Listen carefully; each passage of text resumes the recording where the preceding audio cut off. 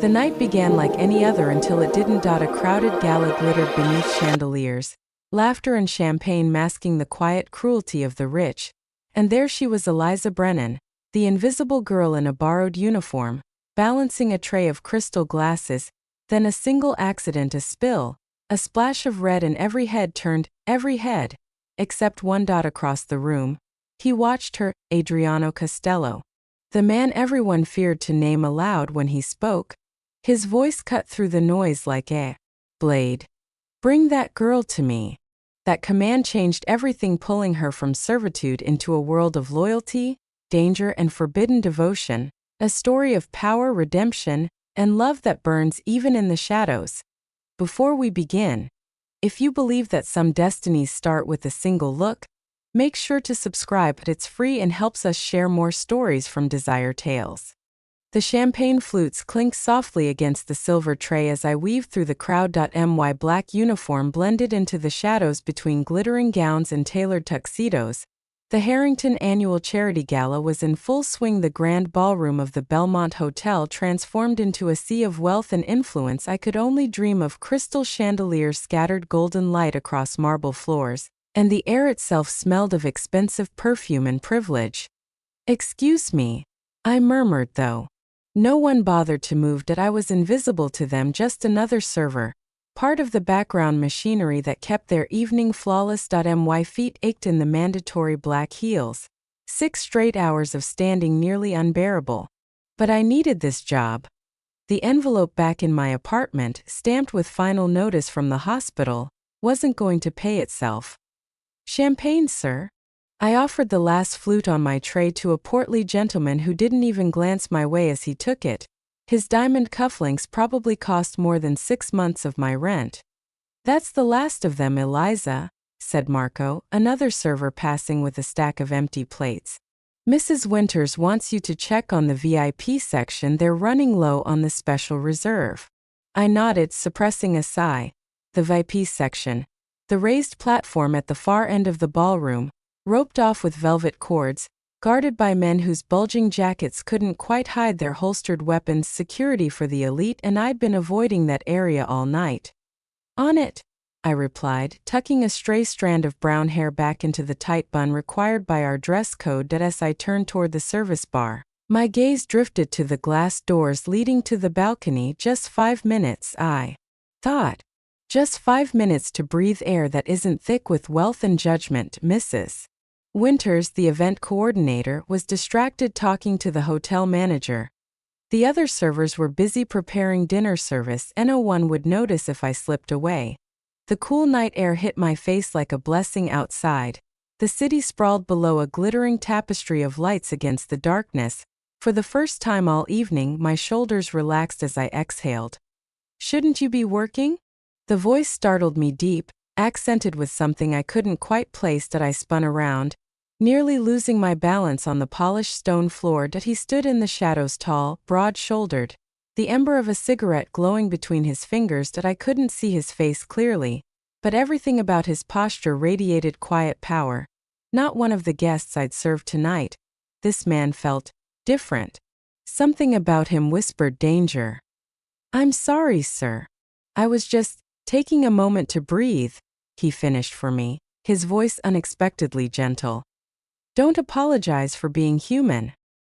He stepped forward, and the soft light from the ballroom caught his features. My breath hitched. He was older than me, late 30s, maybe with olive skin, dark hair swept back from a face that could have belonged in a Renaissance painting, strong jaw, straight nose, eyes so dark they seemed to absorb the light around them, and that scar, a thin white line running from his right temple to the corner of his mouth. Recognition hit me like lightning.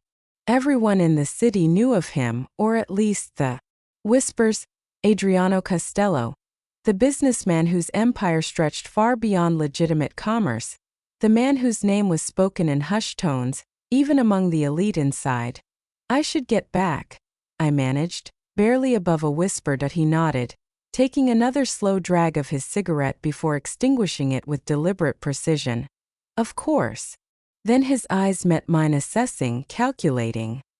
"What's your name?" Every instinct screamed not to answer. but refusing him felt impossible. Eliza. Eliza Brennan. Eliza, he repeated as if tasting it, committing it to memory. Go on then. Don't let me keep you from your duties. I slipped back inside, heart hammering against my ribs. The encounter left me shaken in a way I couldn't explain, as though something in my life had quietly shifted. A door opening I hadn't meant to touch. As I hurried toward the service bar to refill my tray with the special reserve champagne, the hum of the ballroom swallowed me once again, but beneath the glitter and laughter, I could still feel his gaze lingering in my mind, dark, unreadable, and unforgettable. I rushed to the service bar, filling my tray with flutes of the special reserve champagne, a vintage that cost more per bottle than I made in a week. The VIP section loomed ahead. 3 round tables surrounded by men in bespoke suits and women glittering in jewels. At the center table sat Adriano Costello, flanked by 2 men whose broad shoulders left no doubt they carried weapons beneath their jackets. He'd moved inside while I was gone. I approached cautiously, balancing the tray, a brittle smile plastered on my face. When I reached his table, I kept my eyes down, focusing on the gleaming surface and the hands that reached for the champagne-heavy rings, manicured nails, the faint scent of expensive cologne. Miss Brennan. My name in his mouth froze me in place. I looked up and met those dark eyes again. He remembered. Sir, I managed, trying to steady my breathing. You missed a spot. He gestured to the corner of his own mouth, mortified. I wiped at my face, feeling a smudge of lipstick come away.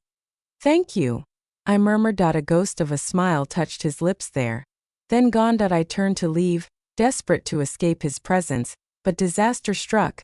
The heel of my shoe caught in the plush carpet. I stumbled, the tray tilting dangerously, and watched in horror as one flute tipped, its golden contents spilling directly onto the lap of the woman beside Adriano Costello.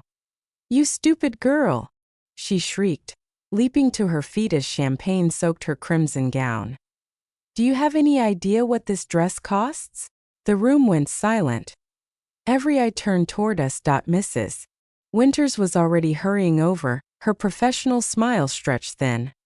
I'm so sorry, I gasped, setting down the tray, grabbing napkins.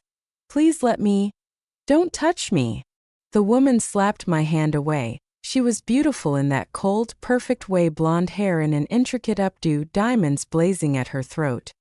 You're fired. Do you hear me? I'll make sure you never work another event in this city. Mrs. Winters arrived. Full of apologies and promises to cover cleaning costs, I stood frozen, watching my life crumble in front of me. Without this job, I couldn't pay rent, couldn't cover my mother's hospital bills, couldn't survive. Then enough, Vanessa. Adriano's voice cut through the chaos like a blade. He hadn't raised it, but the quiet authority silenced everyone. Accidents happen. Look what she did to my dress. Vanessa protested, though her tone softened under his gaze. Adriano's expression didn't change. Mr. Reynolds will take you to have it cleaned. I believe the hotel has facilities. One of his men stepped forward immediately, gesturing politely for Vanessa to follow. She hesitated, anger simmering, but obeyed. Mrs. Winters, Adriano continued, voice pleasant yet leaving no room for refusal. Your staff appears overworked tonight. Perhaps Miss Brennan could use a short break to compose herself. Mrs. Winters blinked rapidly, thrown off balance. Of course, Mr. Costello. Eliza, take 15 minutes in the staff room. 15 minutes. Instead of being fired, I was being given mercy or something that looked like it. Thank you, I mumbled, backing away, feeling Adriano's eyes follow me across the room. In the quiet of the staff lounge, I splashed cold water on my face, careful not to ruin my makeup further. My hands wouldn't stop shaking. That woman, Vanessa, could still ruin me if she wanted to, and even if she didn't, the humiliation would follow me everywhere. When I returned to the ballroom, expecting to be demoted to dishwashing duty, Mrs. Winters intercepted me with a strange expression. Eliza, you're wanted in the East Wing. The East Wing, I echoed. That was where the hotel's private suites were located, reserved for the most exclusive guests. Why? Mr. Costello has requested your services for the remainder of the evening personally. I slid down my spine. What services? Serving drinks to his private party, Mrs. Winters clarified, though her eyes held concern. I told him we couldn't spare staff, but he was insistent. Said he'd pay triple your normal rate for the inconvenience. Triple. The number echoed in my head. That would cover next week's hospital bill with enough left for groceries. You don't have to go, Mrs. Winters added quietly. I can find someone else. But we both knew that wasn't true. No one said no to Adriano Costello, not Mrs. Winters, not the hotel, and certainly not a struggling server with mounting debts. It's fine, I said, forcing confidence into my voice. I'll go. She nodded, relief and worry battling in her expression. Suite 512. Take the service elevator.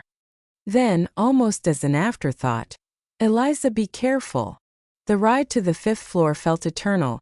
Each soft ping of the passing floors marked one step closer to something I couldn't name: fear. Yes, but also curiosity. A dangerous pull toward the unknown. The hallway of the East Wing was hushed, thick carpeting muffling my footsteps. I found Suite 512 and raised my hand to knock, pausing to draw a steadying breath before I could touch the wood. The door swung open. One of his security men stood there, his expression unreadable as his gaze swept over me. Miss Brennan. Not a question. A statement they were expecting me to. He stepped aside, allowing me to enter. The suite was larger than my entire apartment, floor-to-ceiling windows framing the glittering skyline, leather furniture, soft jazz humming from invisible speakers. Several men in suits were scattered about, some deep in quiet conversation, others glancing up at my arrival with varying degrees of interest. And there, by the window, stood Adriano Costello, his back to the room. Even from behind, his presence filled the space. He turned as I entered, those dark eyes finding mine immediately. Miss Brennan, he said, gesturing me forward. Thank you for joining us. As I approached, every instinct warned me I was walking into something I couldn't escape. The air felt charged with unspoken expectations. You seem nervous, Adriano observed, his voice low, meant only for me. The suite hummed with subdued conversation and the clink of crystal tumblers, yet it felt like we were alone. I'm not sure why I'm here, I admitted, hating how small my voice sounded. A faint smile touched his lips. To serve drinks, as Mrs. Winters told you. He gestured toward the private bar set up in the corner. My associates prefer whiskey to champagne. Can you manage that? Relief washed through me. Just drinks. Normal server duties. Of course, I said quickly. Good. He stepped closer, and I caught the scent of him, expensive cologne with notes of sandalwood and something darker, more primal. And perhaps, he added softly, to satisfy my curiosity.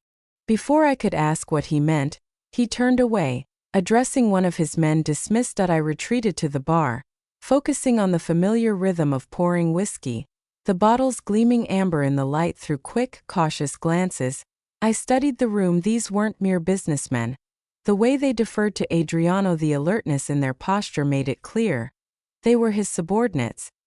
His soldiers. I circulated with a tray of whiskey, offering fresh drinks, collecting empties. The men barely noticed me, their conversation slipping into Italian when I drew near. Fragments of shipments, territories, arrangements, things I didn't understand and didn't want to point. One man, younger than the rest, with sharp features and hungry eyes, tracked my movements too closely. When I handed him a drink, his fingers brushed mine deliberately. Grazie bella, he murmured, his gaze traveling down my uniform in a way that made my skin crawl. I pulled back only to bump into someone behind me. A solid chest. The faint scent of sandalwood. Marco, Adriano said quietly, one hand resting lightly on my shoulder. Miss Brennan is here to serve drinks, not to be harassed. The younger man. Marco froze. His expression flickered between defiance and fear before settling into a tight smile. Of course. My apologies. Adriano's hand lingered on my shoulder a heartbeat longer before he stepped away, Returning to his conversation by the windows, the protective gesture confused me. Was it concern or possession? The next hour passed in a blur of whiskey and whispered deals that I tried to be invisible again, but I could feel his presence always, his attention brushing against me even when he didn't look my way. When most of the men had departed, only Adriano, Marco, and 2 guards remained. The atmosphere shifted less business, more personal tension. "Get us another drink, would you, Bella?" Marco called lazily from the sofa. His earlier reprimand already forgotten, I poured whiskey over fresh ice and carried it to him. He patted the seat beside him. "Sit. Take a break." "I should sit," he repeated, his tone hardening. I perched stiffly at the far edge, hands clasped tightly in my lap. "So," Marco drawled, sipping his drink, "what's a pretty girl like you doing serving drinks? Shouldn't you be at university or something?" "I was," I said quietly. "Had to drop out." "Let me guess, money?" I nodded, not elaborating on hospital bills or the second mortgage. "I could help with that," Marco said, sliding closer. "Pretty girl like you, there are better ways to make money than carrying trays all night." My stomach clenched. "I should check if Mr. Costello needs anything." Marco's hand clamped around my wrist, hard enough to hurt. "Don't be rude, Bella. I'm offering to help you." "The lady said no, Marco." Adriano's voice cut through the room like ice. He hadn't turned from the window, hadn't raised his tone, but the command was absolute. Marco released my wrist instantly, forcing a laugh. "We were just talking, Adriano. Getting to know each other." Adriano turned then, expression unreadable. "Miss Brennan, would you join me for a moment?" It wasn't a request. I rose, relief flooding through me as I crossed the room. Behind me, I heard Marco mutter something in Italian too low to catch. "Ignore him," Adriano said. "Marco has impulse control issues.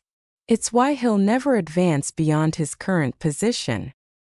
He said it loud enough for Marco to hear, a public rebuke that made the younger man's face flush with humiliation. "Walk with me," Adriano added, gesturing to the far side of the suite. I hesitated, glancing toward the door, the only visible exit.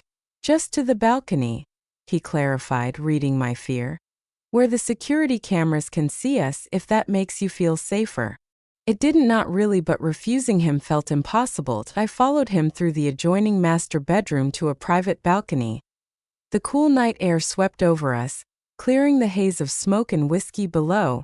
The city stretched endlessly, its lights shimmering like a sea of false stars.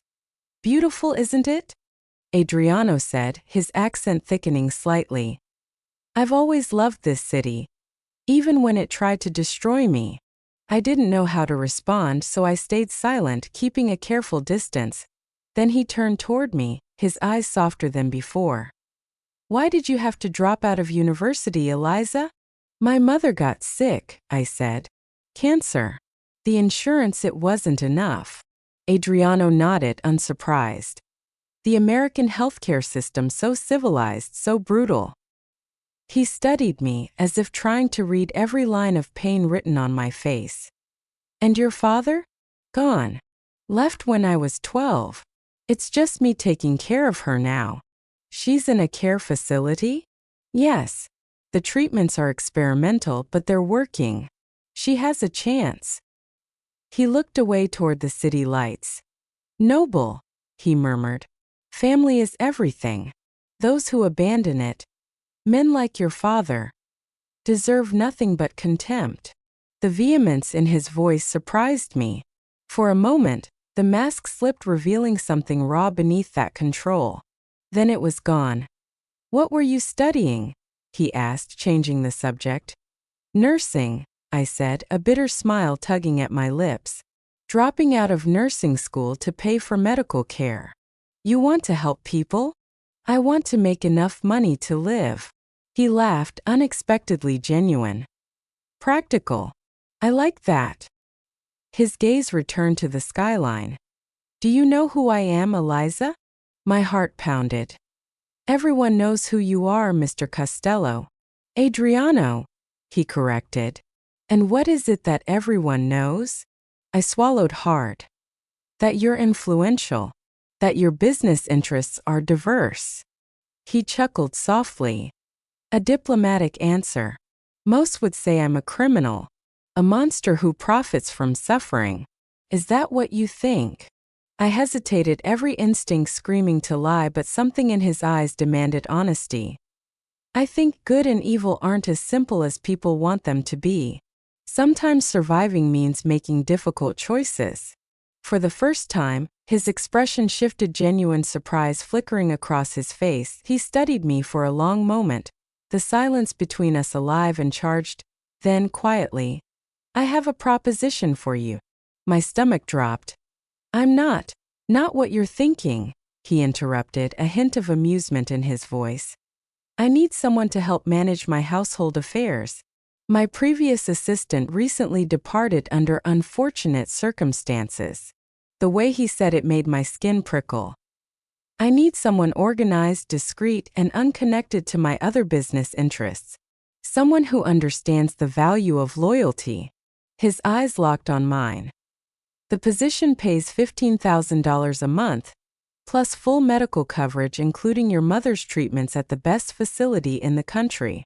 The number hit me like a physical blow. What would I have to do? I asked, hating how tempted I already was.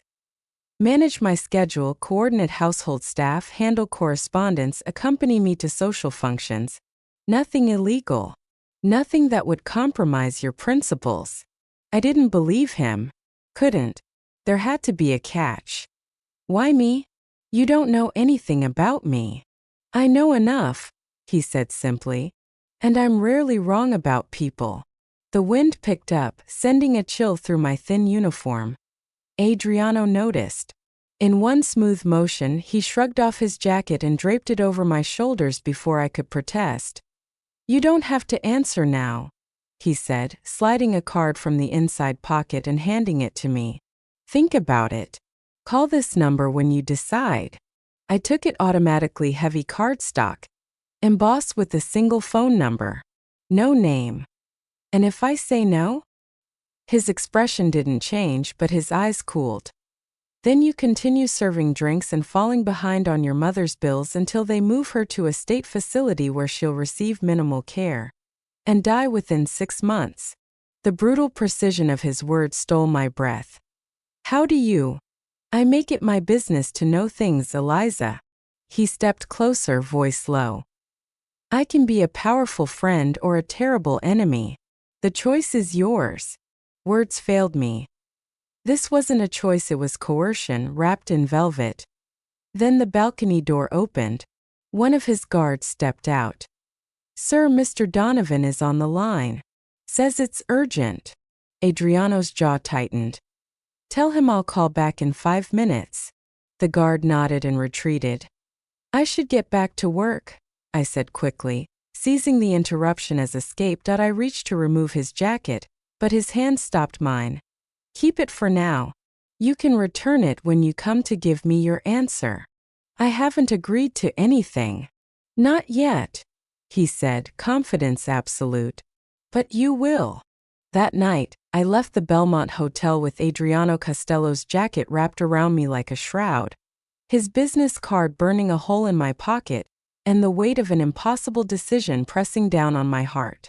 The city bus rumbled beneath me as I stared out the window, Adriano Costello's jacket wrapped tightly around my shoulders, his business card burned a hole in my pocket, the embossed numbers whispering temptation and terror in equal measure. $15,000 a month. The figure echoed in my mind over and over, dazzling and damning all at once. With that kind of money, I could move Mom to the private facility. Her doctors had recommended the one with the experimental treatments showing promising results. I could pay off our debts. Maybe even return to school someday. But at what cost? To tie my life to him, a man whose empire was built on blood and fear. When the bus jolted to a stop, I stepped into the rain. The expensive fabric of Adriano's jacket repelled the water easily, while my cheap shoes soaked through within seconds. Even his clothes were a reminder of the distance between our worlds. My apartment building loomed ahead, a 5-story walk-up with peeling paint and doors that never quite locked right. That I trudged up 4 flights of stairs, every muscle aching from the long night, and let myself into the tiny one-bedroom space that passed for home. The air smelled faintly of mildew.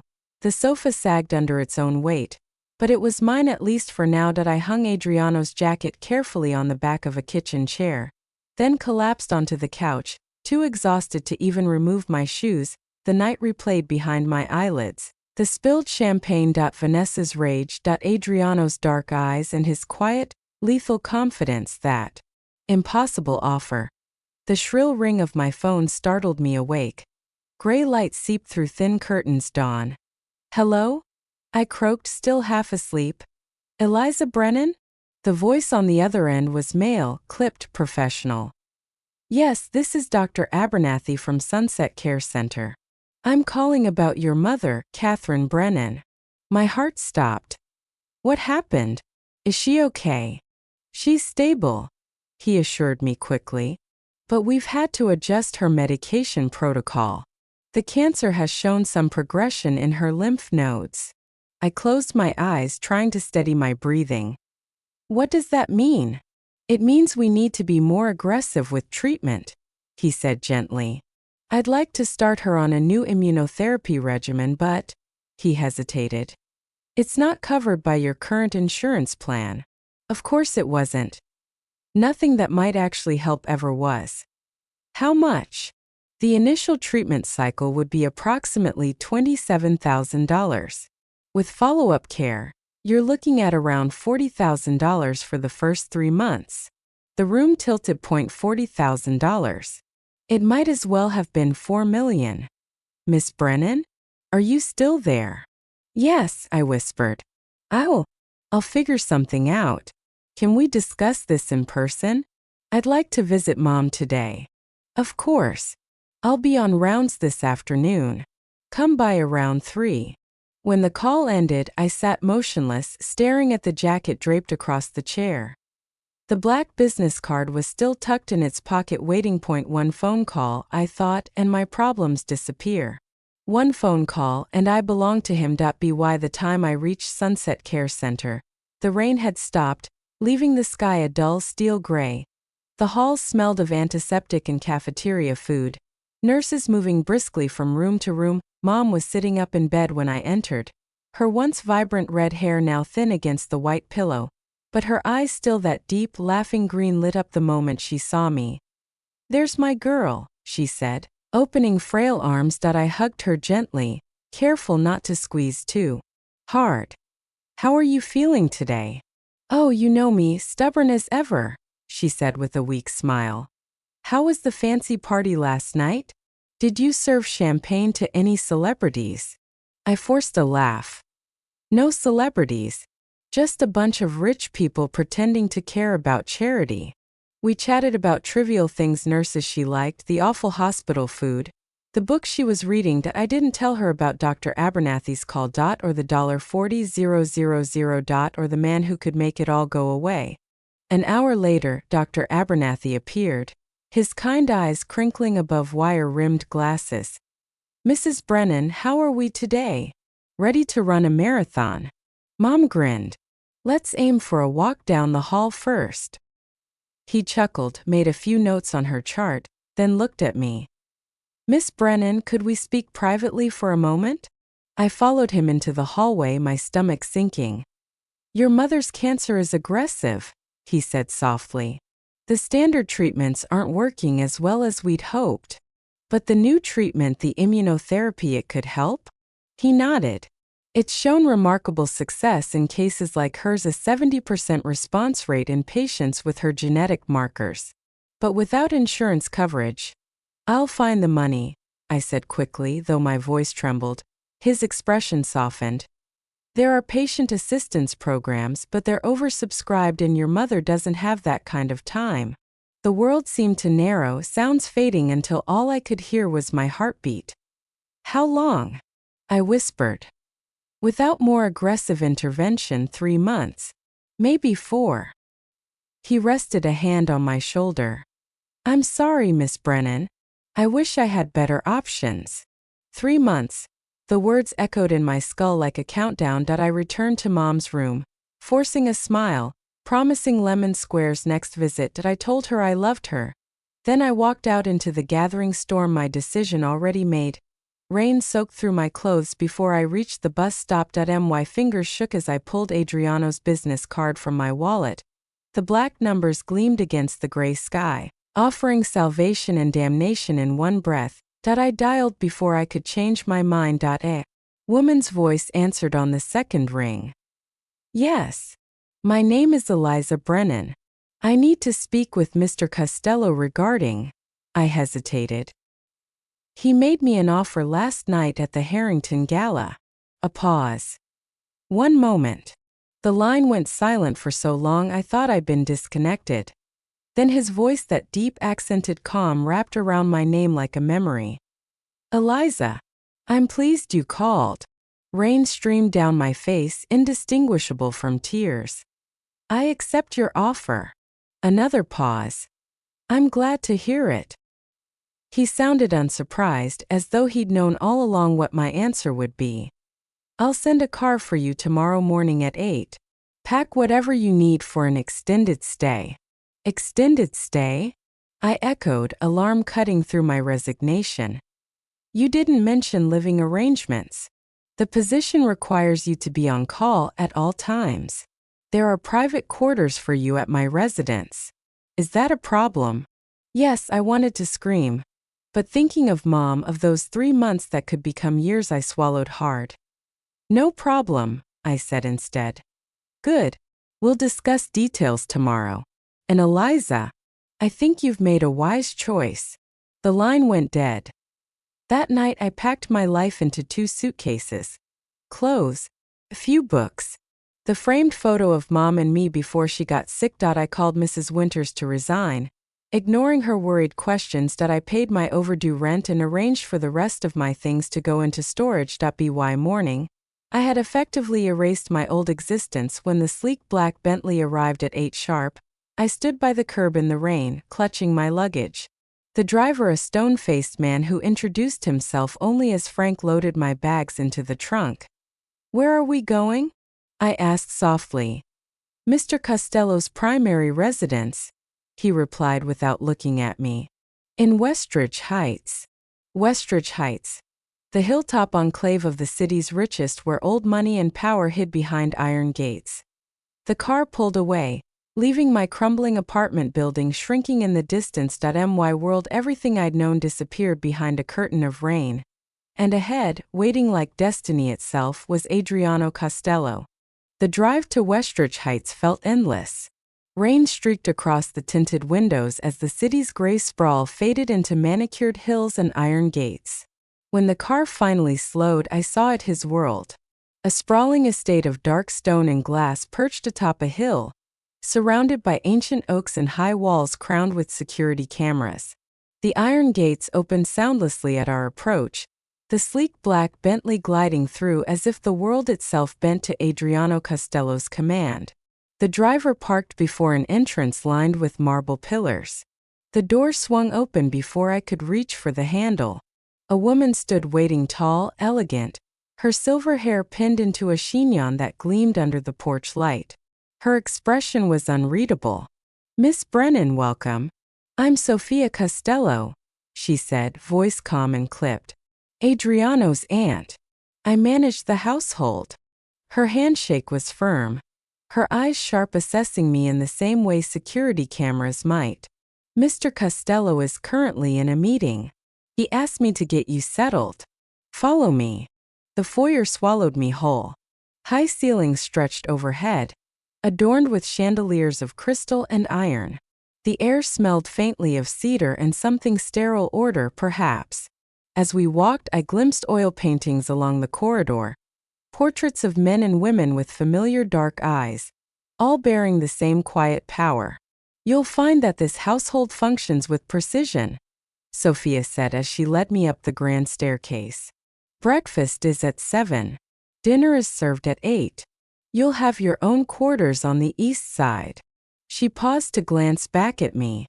You'll be expected to remain within the main residence unless instructed otherwise. The West Wing is off limits. Do you understand? Yes, ma'am, I replied quietly. You'll report directly to me for household matters, and to Mr. Costello for everything else. Confidentiality is paramount here. We passed a large window that overlooked the back garden and immaculate landscape of stone fountains and trimmed hedges. Beyond that, I could see the faint glow of the city below. We don't tolerate curiosity, Miss Brennan, Sophia continued. It's a dangerous trait in this house. Her tone wasn't cruel, but matter-of-fact the way one might warn a child not to touch fire. I understand. At last, she opened a door at the end of the east hallway. Your quarters. There's a wardrobe, private bath, and workspace. If you need anything, use the intercom. Mr. Costello prefers efficiency. I stepped inside. The room was larger than my entire apartment. Cream walls, a plush bed, silk curtains that whispered in the breeze from an unseen vent. Everything was perfect. Sterile. Controlled. Sophia lingered in the doorway. I don't know why he brought you here, she said finally. But my nephew does not bring women into his household without purpose. If you value your safety, Miss Brennan, remember that. Before I could respond, she turned and left, the click of her heels fading down the hall. I sank onto the bed, heart pounding. The silence pressed in so heavy, so absolute that even the sound of my own breathing seemed intrusive. On the nightstand sat a folded note, written in precise handwriting. Your mother's transfer to Blackwell Medical Center has been completed. All costs covered. She is receiving the best care available. Ici. I reread the words twice, disbelief and gratitude warring in my chest. He did it. Without another thought, I grabbed my phone and called the care center. Blackwell Medical Center, this is reception. Yes, my name's Eliza Brennan. My mother, Catherine Brennan, she was transferred there. Yes, ma'am, the nurse interrupted kindly. She arrived an hour ago. She's been admitted and is resting comfortably.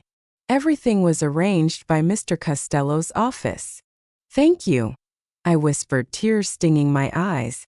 When I hung up, I pressed the phone to my chest, overwhelmed. He'd done more in one morning than I could have managed in years. But why? Before I could dwell on the thought, there was a soft knock on the door. I jumped. Yes.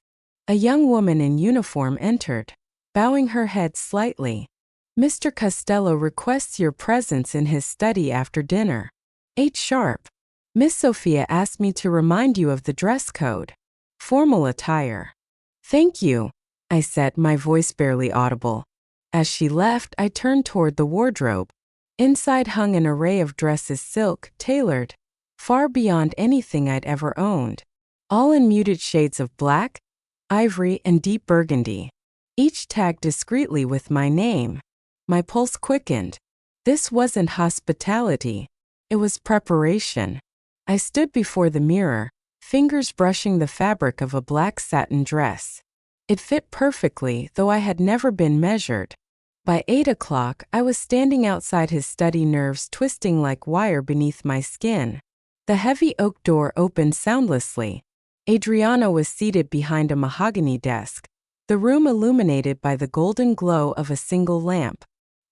He looked up from a document and gestured for me to enter. You're settling in well, I trust? Yes.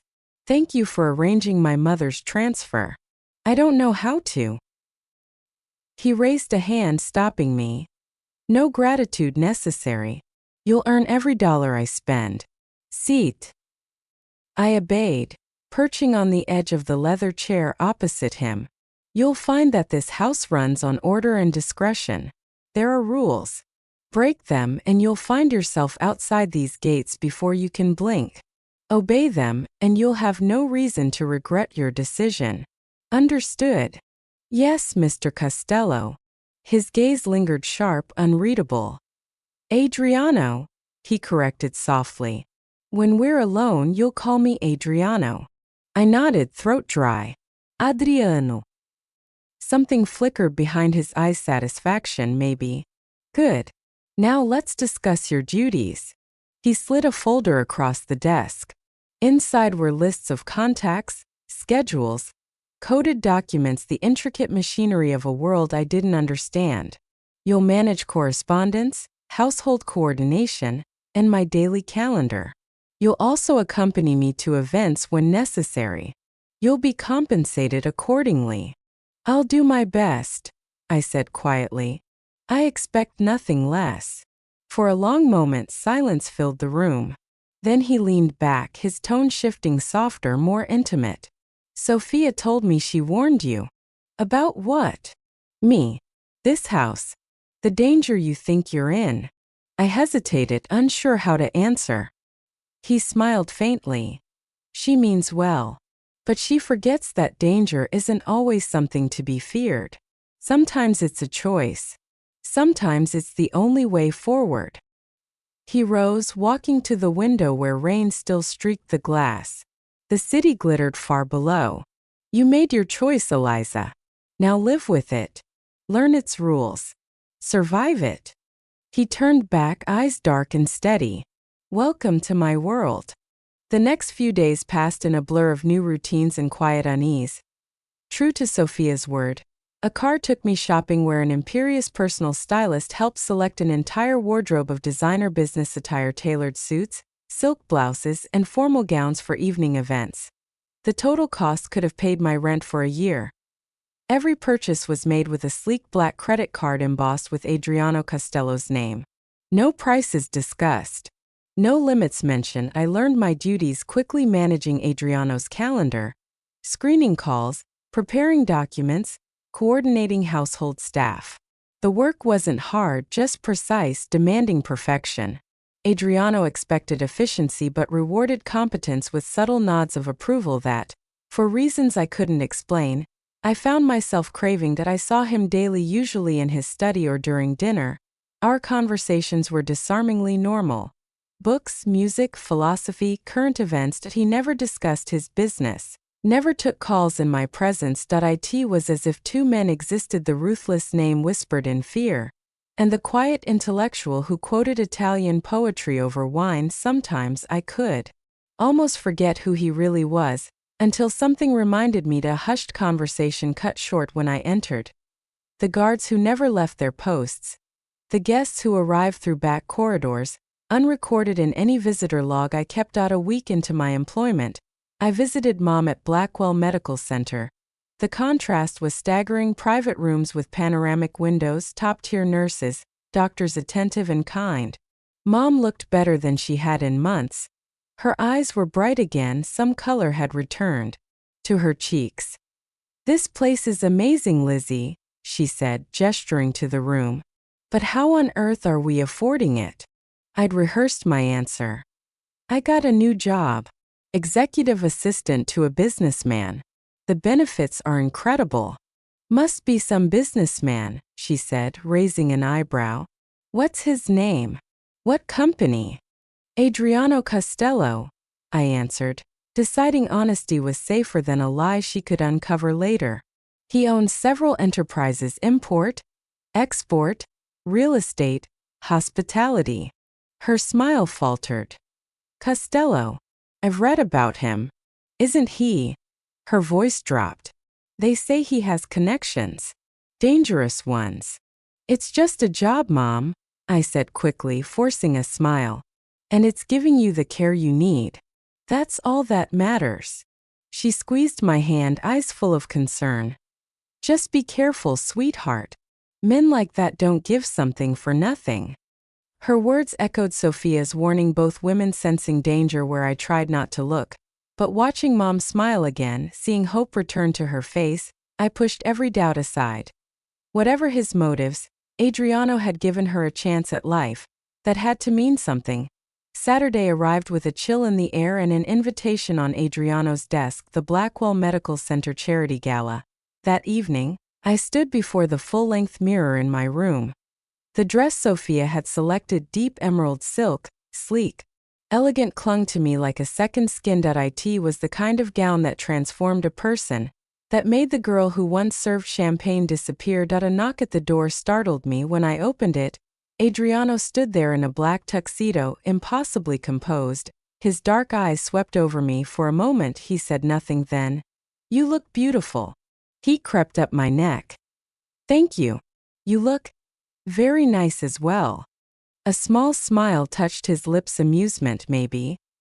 "Are you ready? The car is waiting." The gala was even grander than the one at the Belmont Hotel, held in the Blackwell Center's vast atrium. Beneath a glass ceiling that reflected the chandelier light like stars, the evening was a spectacle of wealth. An orchestra played softly as donors and dignitaries mingled. Only this time, I wasn't serving drinks, I was on Adriano's arm. "Mr. Costello, how wonderful to see you again," gushed a silver-haired woman dripping in diamonds. "Your contribution to our pediatric wing has been transformative."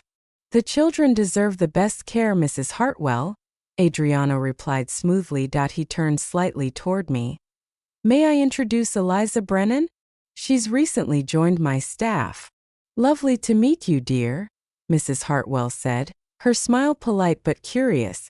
"And what exactly do you do for Mr. Costello?" Before I could speak, Adriano's hand settled at the small of my back. "Eliza manages my personal affairs. She's proving quite invaluable." Mrs. Hartwell's eyebrows arched. Her smile deepened, knowing, judgmental. "How wonderful. I'm sure she is." As we moved away, I could feel her gaze and others lingering. Everywhere we went, people stared, whispered, speculated. They all thought I was his mistress. "You're tense," Adriano murmured beside me. "Are you uncomfortable?" I met his eyes. "Everyone thinks I'm sleeping with you," I said bluntly. Instant regret followed. To my surprise, Adriano laughed quietly, genuinely. "Does that bother you? Shouldn't it?" He sipped his champagne, eyes glinting with amusement. "People will always talk, Eliza. Their opinions only matter if you let them. It's different for you. You're a man. Your reputation isn't damaged by whispers like these." "True," he admitted. "The double standard persists even among the powerful. Would you prefer I correct their misconceptions?" I hesitated. Would I? The idea of him declaring publicly that I was only an employee made something inside me tighten. "No," I said finally. "It doesn't matter what they think." His gaze softened. "Now you're learning." Later that night, I spotted a familiar face across the ballroom. Vanessa. The woman whose crimson gown I'd ruined at the Harrington Gala. Her ice blue eyes locked on mine, burning with recognition and hostility. "What's wrong?" Adriano asked quietly. "The woman in the red dress. Vanessa. From the Harrington event." Understanding dawned in his expression. "Vanessa Moretti. Marco's sister." "Marco? The man from your suite that night?" He nodded. "A distant cousin. Their family has ties to mine." Vanessa was already approaching. Her smile was all teeth. "Adriano, what a pleasant surprise," she purred, kissing his cheek. Her gaze slid to me, sharp as a blade. "And your server? How quaint." "Eliza is my personal assistant now," Adriano said smoothly. His tone pleasant but edged with steel. "How fortunate for her," Vanessa replied. "Moving up in the world so quickly, one wonders what special skills she possesses." My cheeks burned. Before I could respond, Adriano's arm slipped around my waist. "Careful, Vanessa," he said softly. "Your jealousy is showing." Her perfect smile cracked for a second. "Jealous? Don't be ridiculous. Then I suggest you show Miss Brennan the respect she deserves as a valued member of my household," Adriano said. "Unless you'd prefer your brother lost his position as well." Vanessa's face paled. Her voice tightened. "Of course. My apologies if I've offended. I'm sure she's quite competent." "She is," Adriano replied evenly. "Now, if you'll excuse us." He guided me away, his hand steady on my back. "I apologize for Vanessa," he said once we were clear. She's been trying to secure a position in my household for years. A position? Or a position in your bed? The question slipped out before I could stop. To my shock, Adriano laughed again, low and rich. Perhaps both. Her family values alliances through marriage. The thought of him with Vanessa, cold, cruel, perfect, made something dark twist inside me. And what are your views on marriage? He met my gaze, something unreadable flickering there. In my world, marriage is rarely about love, Eliza. It's about power, legacy, continuation of the family line. He paused. But I've never been one to follow tradition blindly. Before I could ask more, a commotion rippled through the ballroom. Security converged near the entrance, discreet but tense. A man was arguing with the event staff. Adriano's expression hardened. Wait here, he said, already striding toward the disturbance. I watched as he approached the man, calm, composed, and spoke quietly to the security team. After a short exchange, the man was escorted out a side door. When Adriano returned, his face was unreadable. Is everything all right? I asked. A minor business matter, he said smoothly. Nothing for you to concern yourself with. But later in the car, I noticed the tension in his jaw. The way his fingers tightened around his phone. That man at the gala, I said softly. It wasn't minor, was it? He glanced at me, assessing. You're observant. A valuable trait, though occasionally inconvenient. If I'm to manage your affairs, shouldn't I know when something's wrong? He sighed, pocketing his phone. Some matters are better kept separate from your duties. For your own protection. Protection from what? There are aspects of my business that operate in gray areas, he said. Competitors with fewer scruples than myself. Authorities with flexible loyalties. The less you know, the safer you are. The tacit confession hung heavy between us. For the first time, he had acknowledged it, the darker side of his empire. The rest of the drive from the gala was silent. By the time we reached the mansion, the night had settled heavy and cold. Adriano didn't speak again until we reached the grand staircase. Good night, Eliza, he said quietly, pausing at my door. Remember, discretion isn't just courtesy in my household. It's survival. I nodded, the weight of his words pressing against my ribs. I understand, I whispered. He studied my face for a long moment. Do you regret your decision to accept my offer? Images flashed through my mind. Mom laughing softly in her hospital bed at Blackwell. The security of knowing she was safe, cared for, alive. No, I said honestly. I don't regret it. Something eased in his expression, almost relief. Good, because despite what Sophia or others might imply, I didn't bring you here on a whim or for unsavory reasons. He hesitated, searching my eyes.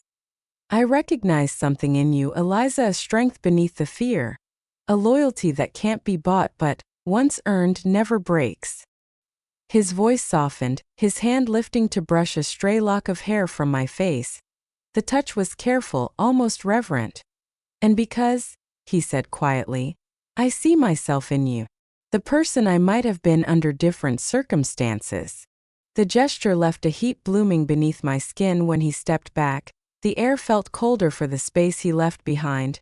Good night, Eliza, he murmured, retreating down the hall. I stood there long after he was gone, fingers ghosting over the spot his hand had touched. Something was shifting, something dangerous and inevitable. Weeks passed.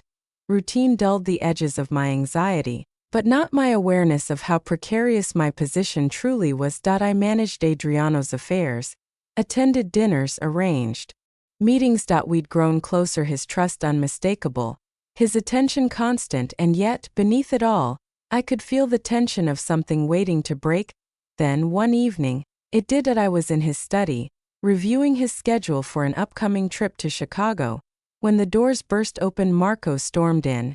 His face was flushed rage or fear, or both, and his eyes darted briefly to me before fixing on Adriano. He spoke in rapid Italian, sharp and heated. I caught only fragments.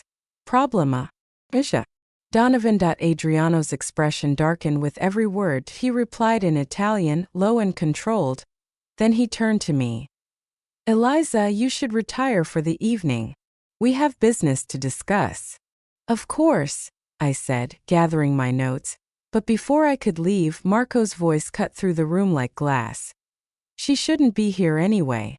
You know what happened with the last one who knew too much. I froze. Enough, Marco, Adriano snapped. Miss Brennan has my complete trust. Marco laughed bitterly. Like Antonio did before he started talking to the feds? The name hit me like a physical blow. Antonio, the previous assistant. Adriano's jaw tightened. Our eyes met and I knew he saw the realization in mine. Eliza, he began, but I was already backing away. I should go, I said quickly, my voice barely steadied. I fled down the hall, heart pounding so hard it drowned out my footsteps. Back in my quarters, I sat on the edge of my bed, trembling. Antonio, the assistant who had left under unfortunate circumstances. Had he betrayed Adriano? Had Adriano dealt with him? I didn't want to know. And yet I needed to. A soft knock at my door an hour later confirmed what I already knew. He would come. When I opened the door, Adriano stood there, his face carved in shadow. May I come in? I stepped aside silently. He crossed the room slowly, his movements measured. You heard something tonight that disturbed you, he said. Antonio, I managed. He was informing on you to the FBI. Adriano nodded once. Yes. And what happened to him? I asked, bracing for an answer I didn't want. He hesitated, then said simply. He's alive.